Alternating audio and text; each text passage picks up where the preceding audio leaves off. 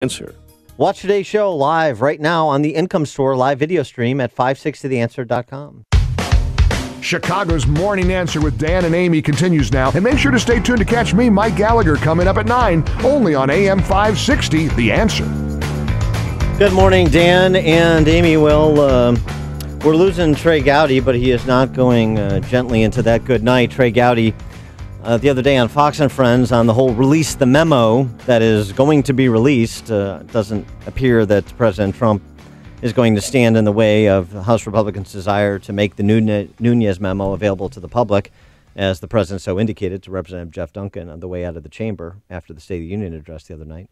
Trey Gowdy suggesting that the protestations of the FBI notwithstanding, the protestations of the Democrats notwithstanding, there's good reason to release it, and there's good reason why the likes of an Adam Schiff are afraid to have it released. Look, my Democrat colleagues didn't want us to find this information. They did everything they could to keep us from finding this information, so of course they don't want us to share. Will it be embarrassing to them?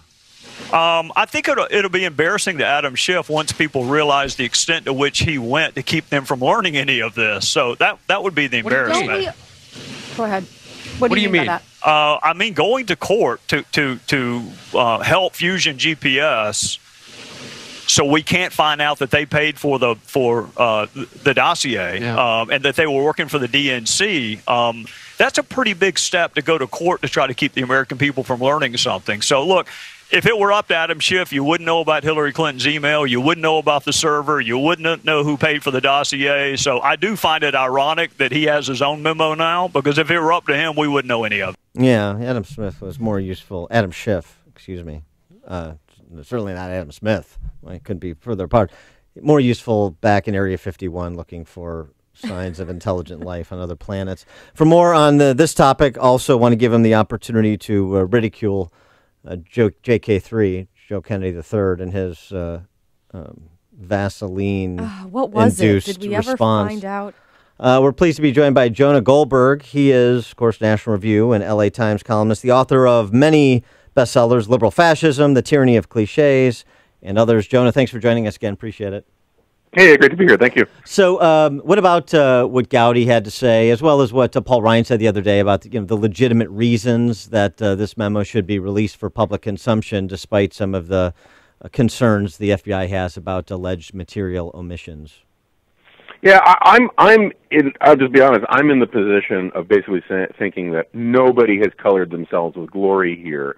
I think the memo should be released. I think Schiff's memo should be released. I think the underlying information should be released pending a review where you can, redact the really dangerous parts. I think the FISA warrant applications that may or may not have contained stuff from the Steele dossier should be released. Release it all. Everyone is playing games here.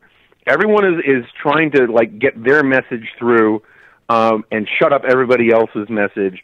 I don't think I know Devin Nunes. He's a friend of mine. I don't think he has handled this particularly well. I think Trey Gowdy is one of the only guys who has tried to keep his head held high and be able to look himself in the mirror. I don't think Adam Schiff gets nearly the credit for being such an unbelievably talented partisan hack while seeming like he is above the fray. I mean, literally not since Tom Daschle have we seen someone who takes that sort of more in sorrow than in anger. I'm just here to help the American people, yada, yada, yada, BS, while he carries more water for the Democrats than Gunga Din. Can I add a nominee to that description? Sure. Right here from the land of Lincoln, Dick Durbin.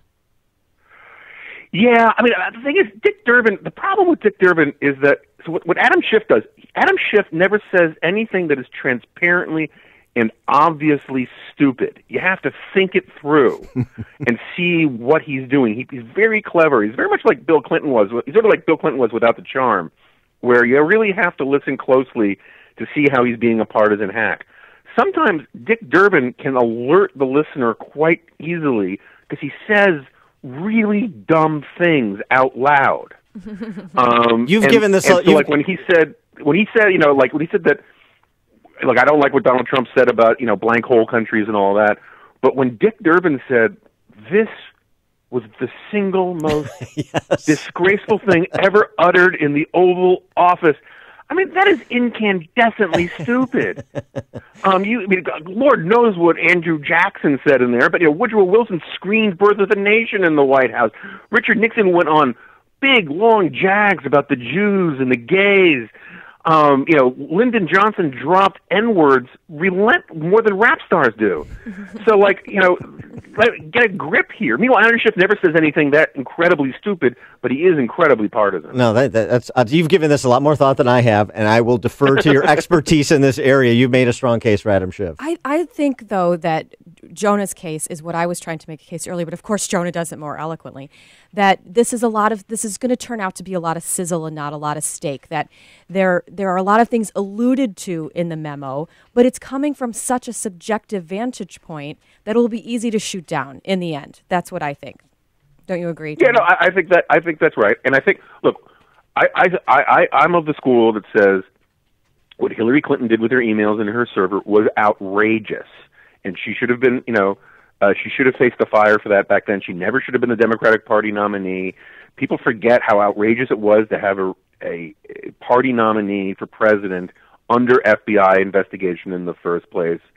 I think the Obama administration behaved abysmally. I'm not sure what to make of the Steele dossier stuff. Fine. The thing that bothers me coming from the Republicans about all of this isn't any of that. By all means, go after that stuff, investigate, do it honestly, but go after it. What bothers me enormously is the sort of Sean Hannity caucus, which makes this case that all of this stuff invalidates and impugns Robert Mueller's investigation. It doesn't. They're separate lanes. Yeah. The lines don't converge. Robert Mueller was in private practice when all of these things happened. He was appointed by Republicans to run the FBI. He's a patriot, a veteran, and the people that are implicated by some of this stuff in terms of the Mueller investigation, these are all Donald Trump appointees in the Trump administration.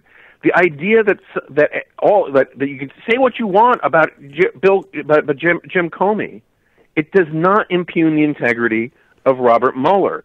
And for a lot of people on my side, what they're doing, I think, is fundamentally dishonest, which is they're trying to raise an incredible amount of drama at very high speeds, so you can't see the lines because they're all blurred. All distinctions are blurred. And they are trying to do to Robert Mueller what Democrats did to Ken Starr. And I think it's dishonorable. And I think, and I don't think it'll work, which is one of the reasons why I think it's really dumb. Because you're going to do all of this stuff, and at the end of the day, Robert Mueller is going to issue a report, and it's going to say what it's going to say. Maybe it'll clear Donald Trump. Maybe it'll get some lower fish. Maybe it'll have problems for Donald Trump himself. I don't know, but I'm willing to wait and see. Well, yeah, but that doesn't also exclude the notion that there are problems in justice and at FBI, mostly with personnel that are holdovers, some of whom are now gone, like Comey, like McCabe.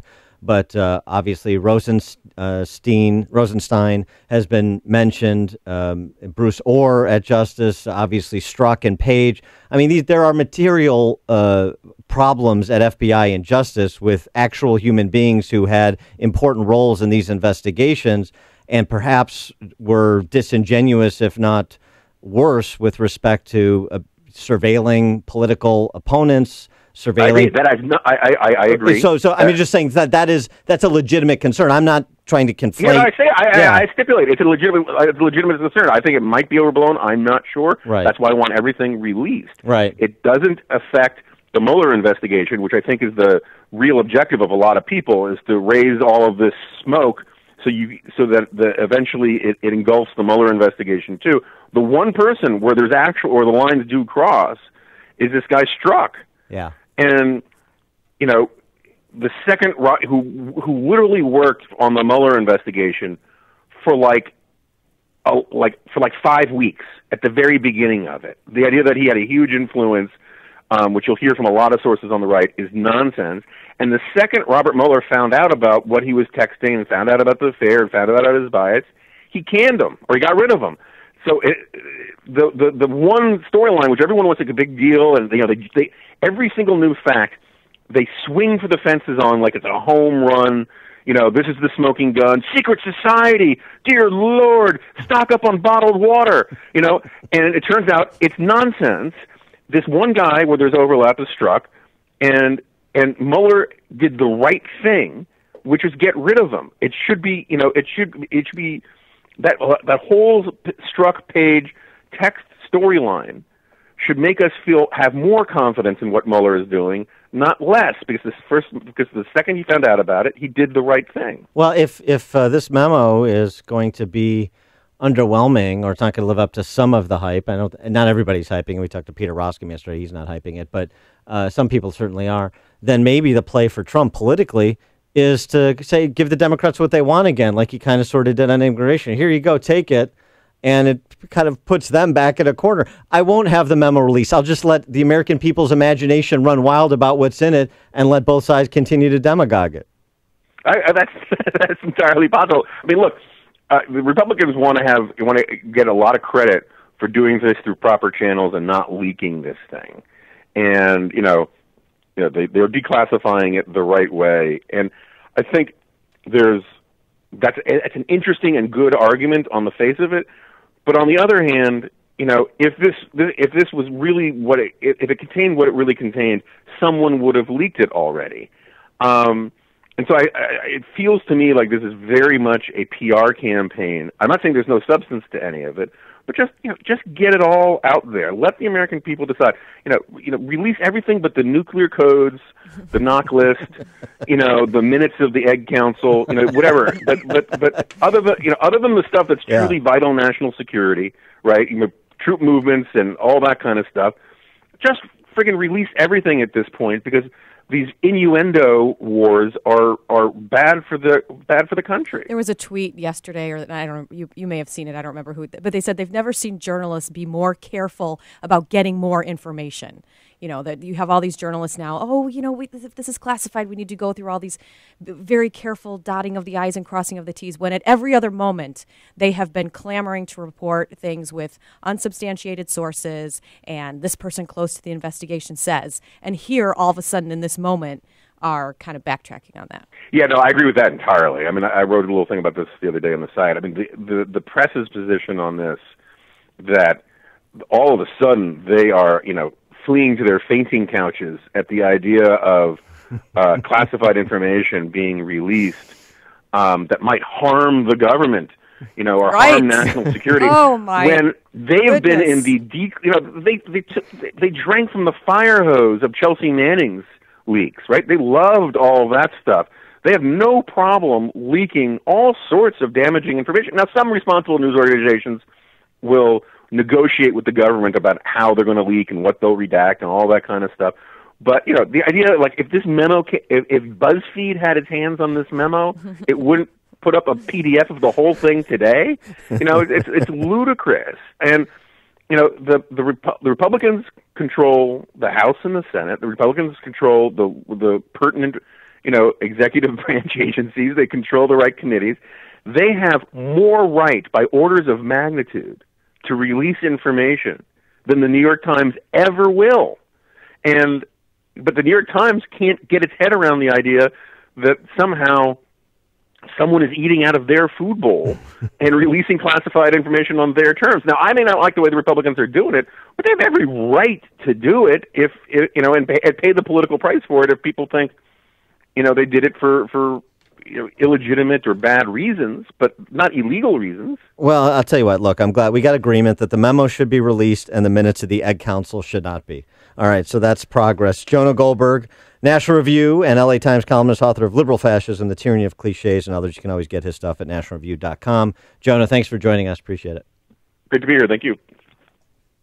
It's what Chicago is talking about. It's Chicago's Morning Answer with Dan and Amy on AM 560.